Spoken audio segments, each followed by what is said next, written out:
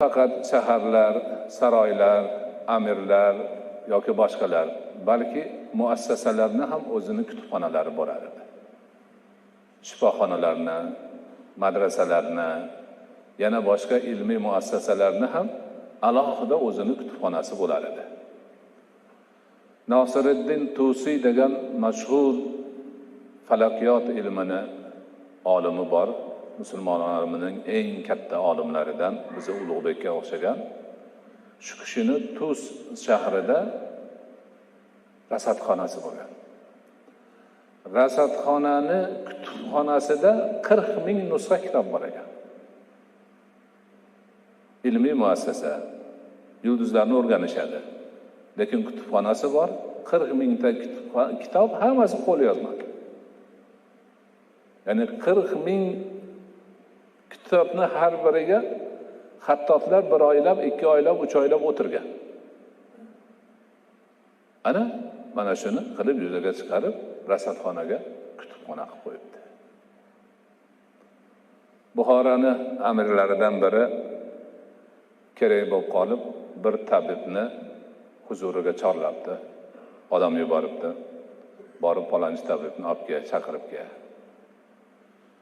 Chopar borib, shunaqa amir hazratlari sizni so'rayapti, kerak bo'lib qolibsiz degan ekan. 1000 marta uzr. U amir janoblariga borib, meni uzrimni ayting. Men ko'chayotgan edim.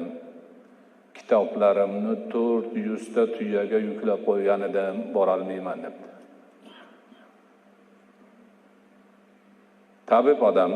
Tabib odam, mulla emas, o'qituvchi emas, kitob yozuvchi emas, tabib odamni uyini ko'chayotganidagi yukini ichida 400 tuyaga yuk bo'ladigan kitobi bor ekan. Bu roman emas. Odamlar o'zicha o'tirib to'qib olmagan. Bu hujjatli, dalilli, yoziqli turgan narsalar.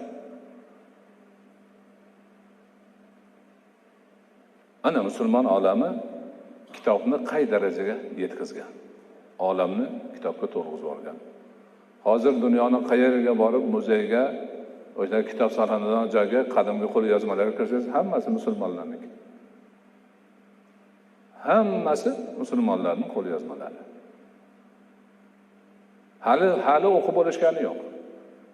Mana biz o'zimizda Beruniy nomidagi qo'l yozmalar instituti, ma'hadi bor.